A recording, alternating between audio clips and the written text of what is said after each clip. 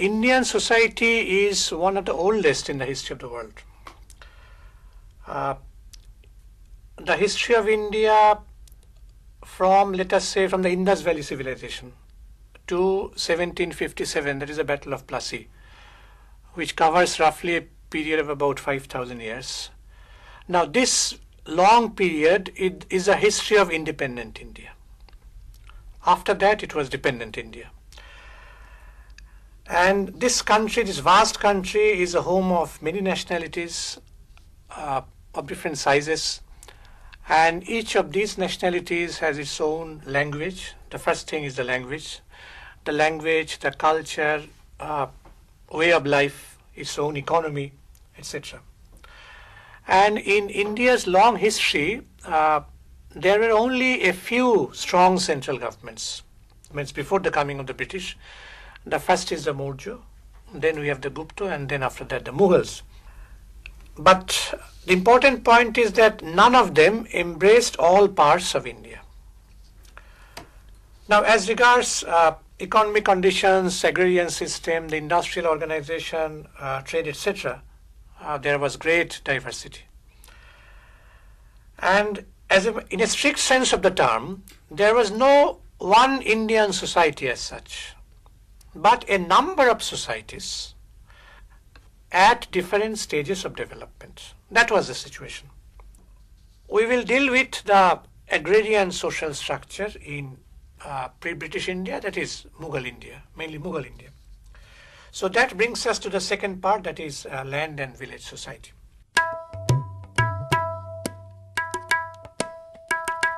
Now, under the Mughals, the state expropriated the produce mainly from land of two types.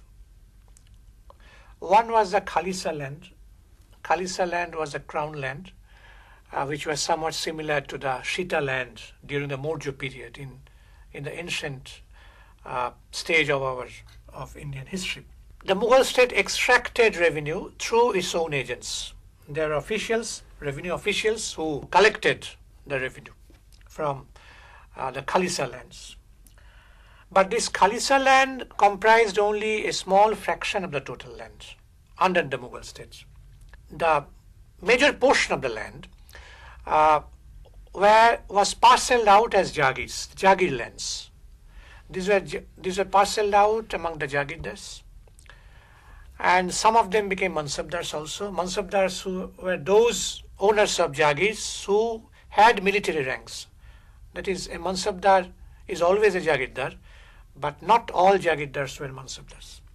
And the duty of the Jagirdars or the Mansabdars was to maintain units of the army. And they got part of that revenue in lieu of pay for maintaining the vast army. And the Jagirs were usually transferred from one to another, one Jagirdar to another. And there was an interval of about 3 years. So since it was transferable, it was not hereditary.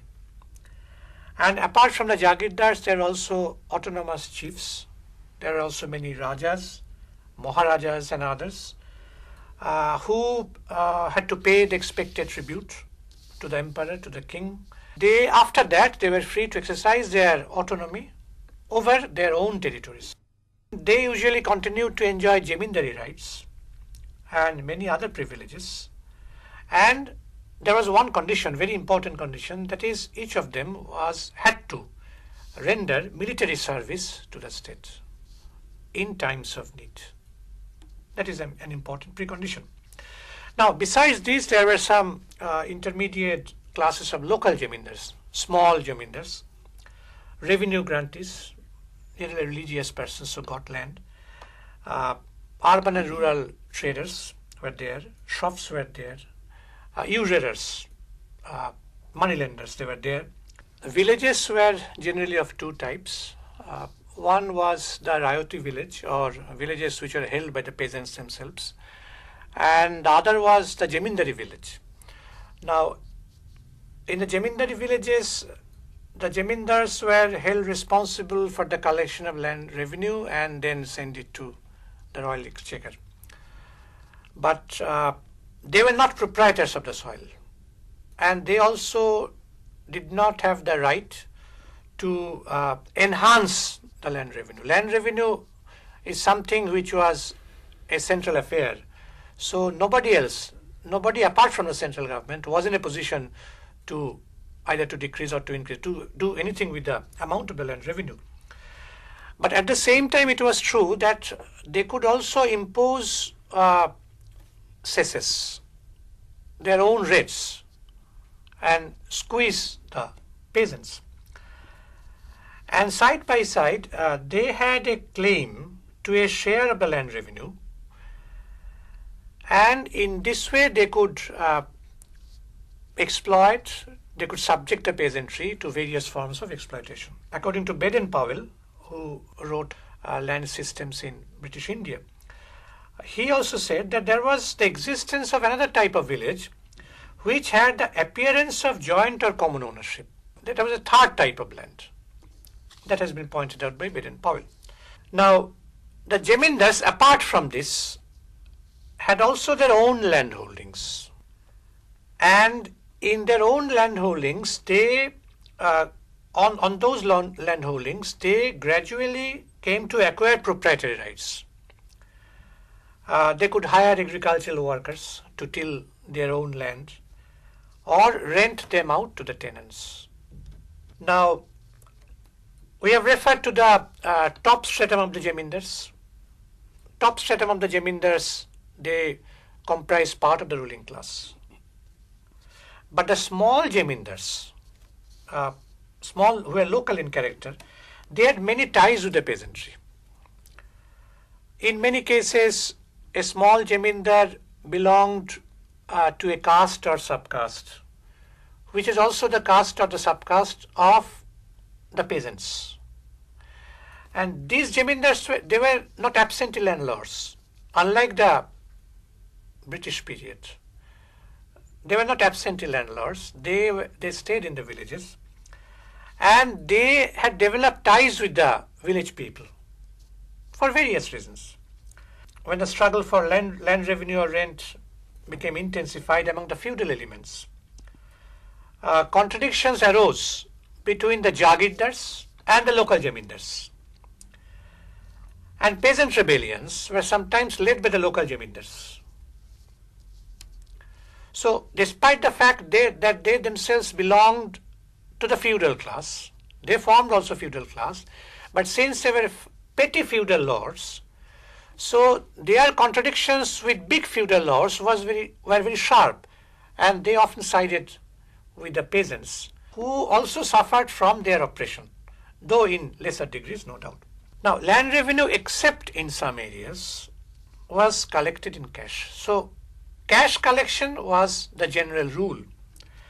And even in the 14th century, that is before the coming of the Mughals, payment in cash had been in practice over wide areas. Irfan Habib points out that cash collections were the rule at the beginning of Akbar's time, and the amount of the land revenue was highest during the Mughal period. The Soviet historian Pavlov, he pointed out that as a result of the influx of gold and silver due to the price revolution in Europe, gold and silver were available in huge quantities in our country, and so there was money circulation. Now, Karl Marx pointed out, while he dealt with the development of capitalism, etc., he pointed out that the transformation of rent in kind into money payment, that is rent in cash, presupposed something. It presupposed the development of sufficient commerce, development of urban industry, of commodity production in general, and hence money circulation.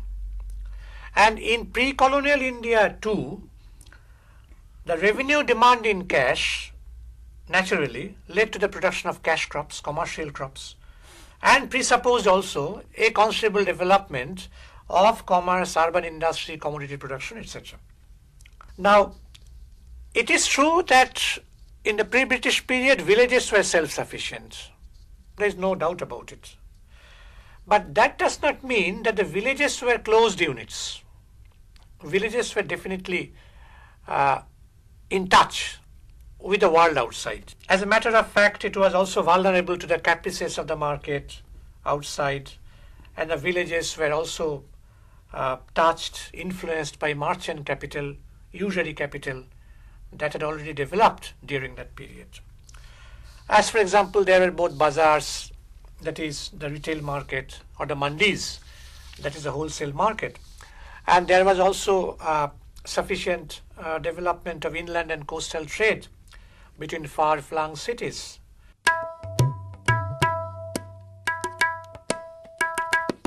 In pre-colonial India, the possession and use of the land was not common. It was individual. And the individual peasant had the hereditary right of occupancy to his own plot of land, so long as he paid the land revenue. As long as he paid the land revenue, he was the occupier. He had the occupancy right, not the proprietor's right, but the occupancy right over his own plot of land. Now, an important question that has been raised was whether there was private ownership of land. Generally speaking, private ownership in land in the bourgeois sense, that is in a sense in which a commodity could be freely bought and sold in the market. Land, like any other commodity, can be bought and sold in the market. Now, that did not exist. When you talk about the legal ownership, that did not exist. In fact, there were diverse interests in land and no exclusive form of ownership. Many people had diverse interests in land. So you cannot say that this plot of land or this area belongs to me or to some particular person, because other people also enjoyed some privileges, enjoyed some rights over those areas. But it is also true that private property in land was not wholly absent. It was present both in the pre-Mughal period and of course in the Mughal period. We have Abul Fazl's Aini Akbari, and Abul Fazl describes the state's revenue demand as a tax on the property of the subject. Revenue demand as a tax on the property. Property means private property, individual property. So the sense is clear that private property definitely existed in the Mughal period, and of course also in the earlier period, pre-Mughal period, in South India or in some other places also. And another historian, Satish Chandra, points out that there are also a number of references to the sale and purchase of land in documents, most of which relate to the second half of the 17th century. So we have sufficient evidence to prove that land could be sold, could be bought also, at least in some areas. As India was a country of uneven development, so all parts should not enjoy the same form of development. So we cannot have the same picture in all the regions. Now that brings us to the village community.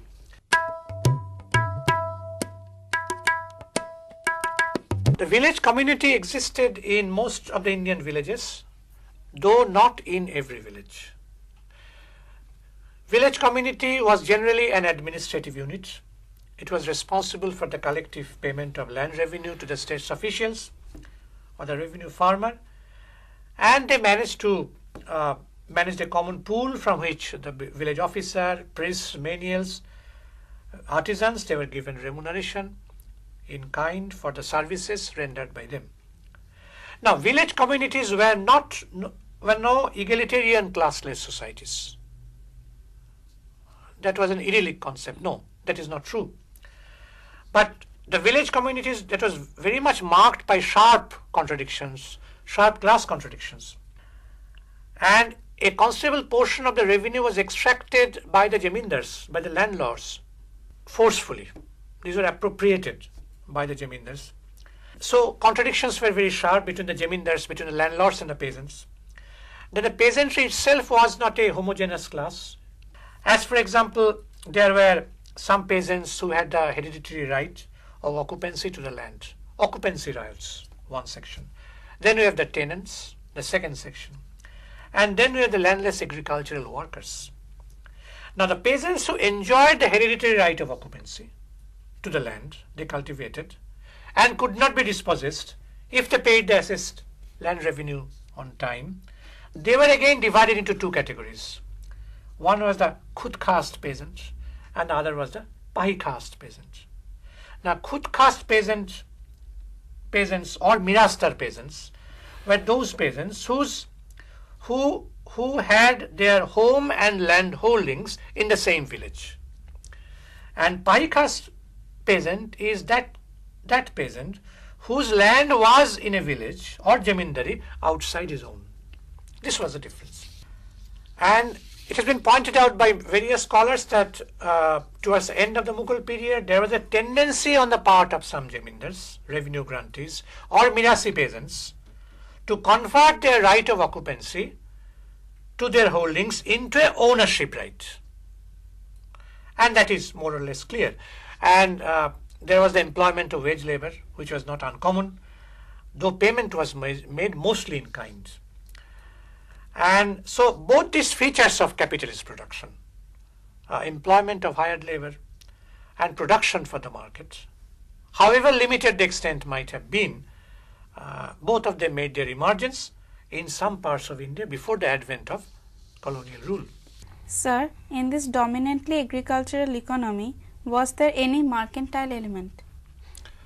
Yes, there was a definite mercantile community in Mughal India, which was very powerful, which exercised much influence over the economy and was very much tied up with the state. There was also capitalist production.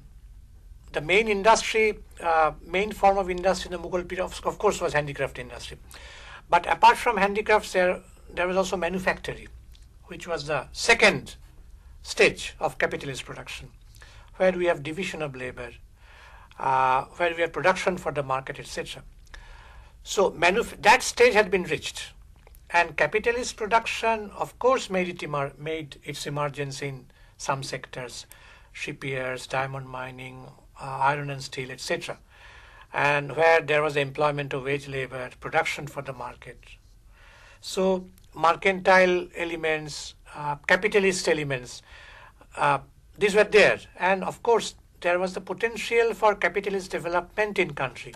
And there is a paper on it by Irfan Habib, where he dealt with the potentialities of capitalist development. So that element was very much there in the period we are dealing with. Sir, you are saying that in pre-colonial India, land was generally not regarded as a commodity in the bourgeois sense. You are also saying that the land could be very easily bought and sold. Are the stated facts not therefore contradictory? No, not contradictory. Actually, we were talking about the legal ownership. It was the British who introduced, when they introduced land settlements, permanent settlements, etc., legal ownership of land. Now, we have pointed out that in land during the Mughal period, there were various forms of rights over land, occupancy rights, proprietary rights. Yes, the Mughal state, theoretically, all the states are the legal owners of land. State is the owner, no doubt about it. But state cannot be called a private individual. And state's main purpose was to extract the surplus from land. Now, and there are many people, there are many agencies through which it collects its money. Now, they were not the private owners. And in fact, jamindars were not private owners. Jagirdars were not private owners. So, private ownership of land, meaning that land is a commodity, like any other commodity. Now, that was not there. That is the general observation. But then side by side, in some areas, as has been pointed out by Abul Fazl or other historians, they say that there was buying and selling of land also. So since India is a vast country, it was a law of uneven development that was in operation. But generally, from the dominant point of view possibly, private ownership of land in the sense the bourgeoisie uses it, that was possibly absent in our country.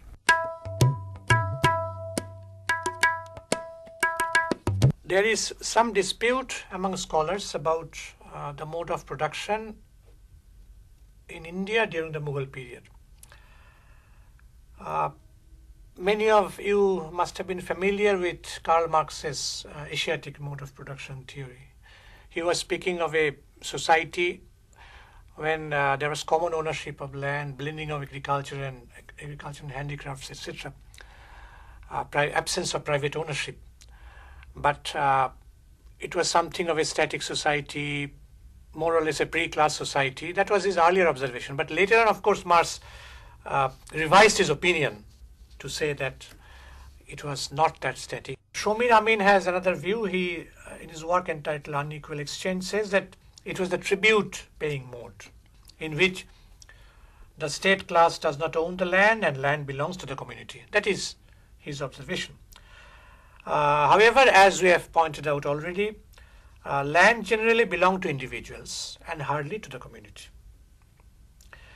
Now, there are other scholars also, like Daniel Thorner, Alice Thorner, who argue that feudalism without manners, serfs, feudal contract, or vassals is not feudalism at all, and so the term is not applicable to India. If we compare the Indian situation with the situation in other countries, it can be seen that India had already entered the late feudal stage during the late Mughal period, that is on the eve of the advent of colonial rule. And Indian feudalism had been on the wane. It was stood face to face with a crisis, and it afflicted all parts of feudal life. Now, as a matter of fact, in the Mughal period, the struggle for income from land intensified to a large extent. There was a vast army to maintain. Then there were conflicts among the aristocrats themselves, Jagirdars. There was a Jagirdari crisis, infighting among different feudal forces. Then there were peasant rebellions from time to time. Then there was foreign invasion. And there was a large standing army which had to be maintained. That was one thing. Then in the ideological sphere, there were important developments. There were movements for democratizing the existing social relationships. We have the most important example in the Bhakti movement, which was a movement of the oppressed people of the feudal society against both Hindu and Muslim orthodoxy, obscurantism, etc. And this movement upheld the doctrine of social equality and sought to democratize the existing social relationships. And side by side, there was the trend towards the growth of private property in land, employment of hired labor in agriculture, growing stratification of the peasantry, monetization of the economy, and the expansion of the simple commodity production, etc. Sir, my question is, what were the differences in feudalisms of Europe and in India? One obvious difference was the existence of manors, no doubt about it. Manorial system. We cannot have manners what we have in Western Europe.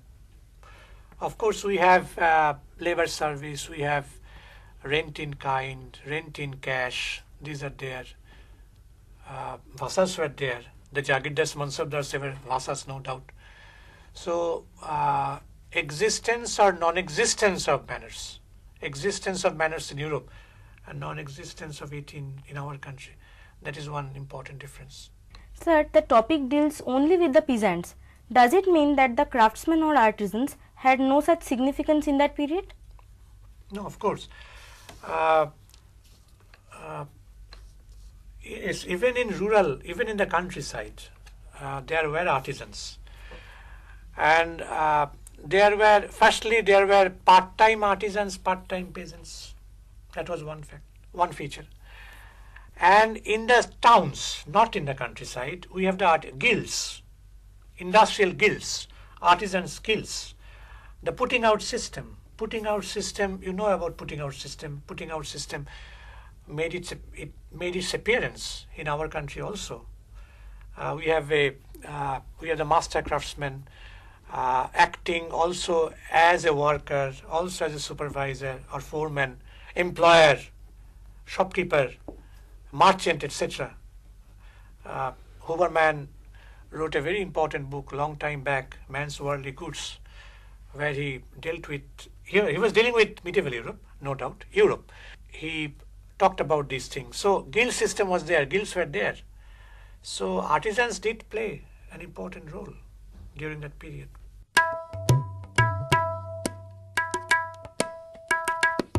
There are some scholars who argue that India was on the threshold of an industrial revolution on the eve of colonization. That is one view. Now there is another view. According to that view, the point here is not the question whether India was on the threshold of an industrial revolution. The more important point is whether India had already reached a stage where a social revolution could take place that would lead to an industrial revolution. First of all, there should be a social revolution. And when you talk about social revolution during the late Mughal period, we are talking about a capitalist revolution. That is the end of the feudal order and the coming of a capitalist society. We know from the writings of Habib and others that there were potentialities for capitalist development in India during that period. But it was at that point of time that foreign rule intervened, colonial rule intervened. And that is the reason why there could be no social revolution. And unless there is any social revolution, you cannot talk about any industrial revolution. Christopher Hill says that England became a capitalist country primarily because in the mid-17th century, there was a social revolution which broke down the fetters, feudal fetters, and paved the path for the full-blooded development of capitalism. So that was the key factor, the social aspect of it. But since colonial rule intervened at that point of time, there could be no social revolution. And when there is no social revolution, one cannot talk about an industrial revolution because industrial revolution must follow and not precede the social revolution. Social revolution must precede the industrial revolution.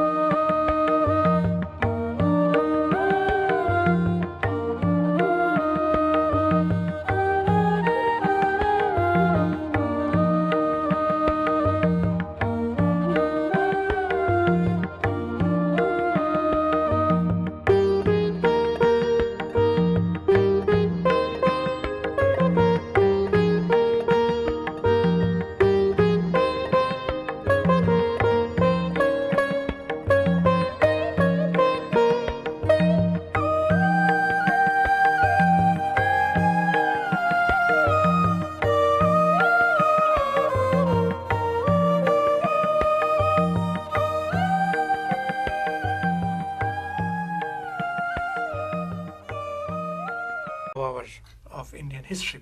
The Mughal state extracted revenue through its own agents. There are officials, revenue officials, who collected the revenue from the Khalisa lands. But this Khalisa land comprised only a small fraction of the total land under the Mughal states. The major portion of the land was parceled out as jagirs, jagir lands.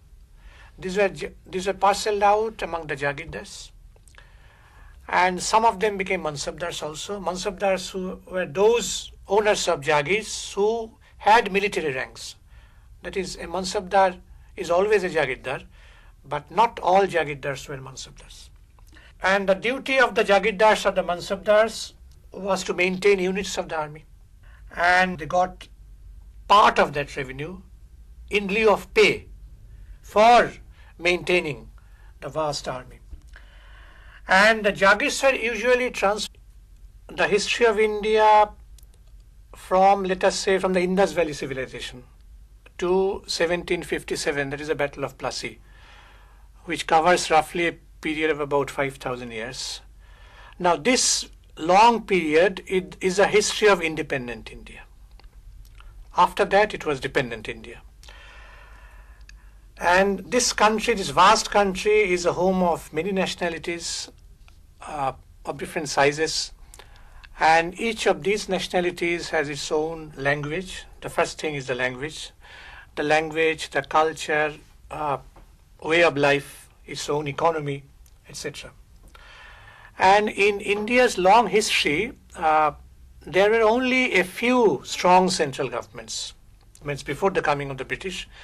The first is the Maurya, then we have the Gupta, and then after that the Mughals. But the important point is that none of them embraced all parts of India. Transferred from one to another, one Jagirdar to another, and there was an interval of about 3 years. So since it was transferable, it was not hereditary. And apart from the Jagirdars, there are also autonomous chiefs. There are also many Rajas, Maharajas and others who had to pay the expected tribute to the emperor, to the king. After that, they were free to exercise their autonomy over their own territories. They usually continued to enjoy Jamindari rights and many other privileges. And there was one condition, very important condition, that is each of them had to render military service to the state in times of need. That is an important precondition. Now, besides these, there were some intermediate classes of local jamindars, small jamindars, revenue grantees, religious persons who got land.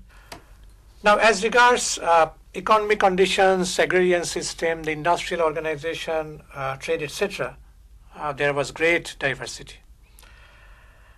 And in a strict sense of the term, there was no one Indian society as such, but a number of societies at different stages of development. That was the situation. We will deal with the agrarian social structure in pre-British India, that is Mughal India, mainly Mughal India. So that brings us to the second part, that is land and village society.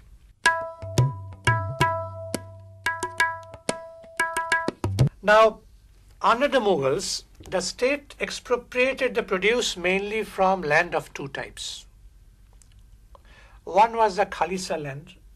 Khalisa land was a crown land, which was somewhat similar to the Shita land during the Maurya period in the ancient stage of.